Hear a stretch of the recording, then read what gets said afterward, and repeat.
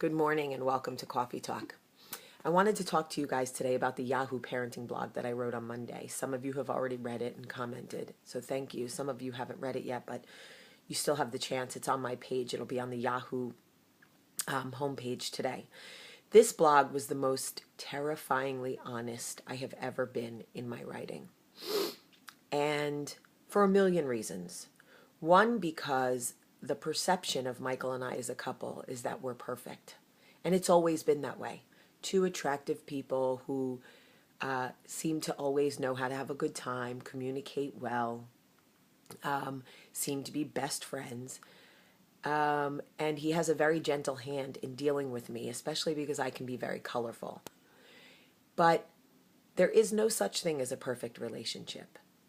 What makes relationships perfect, quote unquote, is when two people see their flaws and decide to work on them together anyway.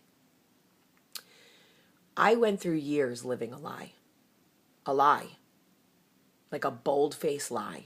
People would sit at the table and tell me how wonderful Michael and I were as a couple, how we had babies so close together, must be all we were doing was having sex. And I would smile and nod because I was mortified. I was mortified. We were not doing any of those things.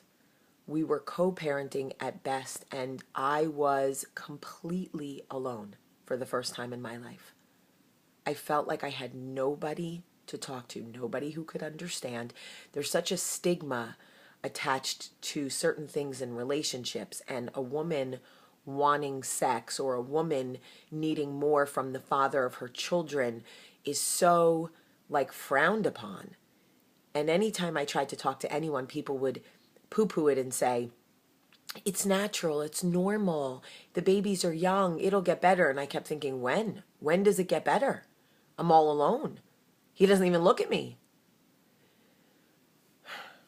I read so many emails from people yesterday, from men who say that their wives have been doing it to them, from women who say, I too have been living a lie, suffering in silence. I got a message yesterday from somebody in my life, a female in my life, who had the opportunity to write to me that she had no idea. She could have written, I had no idea you and Michael were going through this. I wish you would have come to me. Is there anything I can do? But instead, she wrote, I told you so. And in that, I thought, wow, I really need to choose my female circles a little bit wiser. I really, really do. I need to look at the intent. See, every single text, every message has intent. If somebody hurts you, sidebar, if somebody hurts you, look at the intent.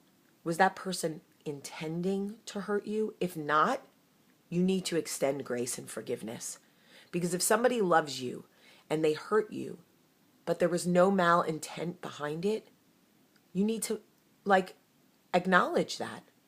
But if somebody specifically sets out to hurt you, that is a game changer.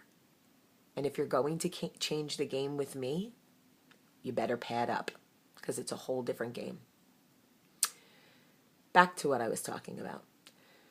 You are not suffering in silence. If you are married to somebody or in a relationship and you feel like work or the children or whatever has taken a front seat and your relationship has taken a back seat, whether you're a man or a woman, you are not alone. If you feel alone, if you feel like nobody sees you, nobody hears you, your needs are not being met, you are not alone. My husband loves me with his whole heart, yet still I was completely alone. Michael and I decided to work it out because we believe we are worth it. Our children are worth it. This family is worth it. What we have built is worth it. Will it last forever? That I can't tell you.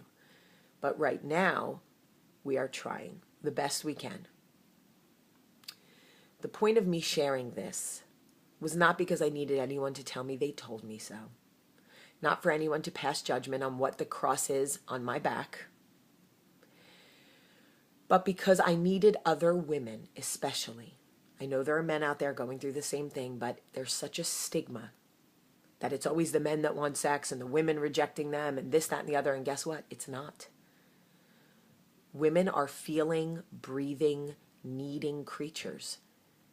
And we are like flowers. If you give us what we need, we will be beautiful and bloom. But if you don't, we will shrivel quickly. And I was dying.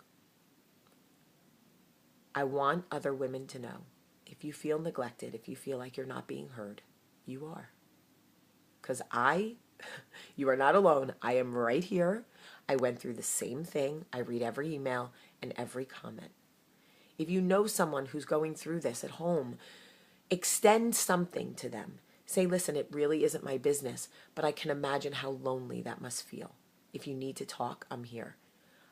I didn't feel like I had that from anyone partially because I was putting on such a facade. I love you all so much for supporting what it is that I do. I love you so much for sharing my videos and for believing in what Coffee Talk is all about. Thank you. Thank you. Have a great day. Remember, you are not alone. I love you.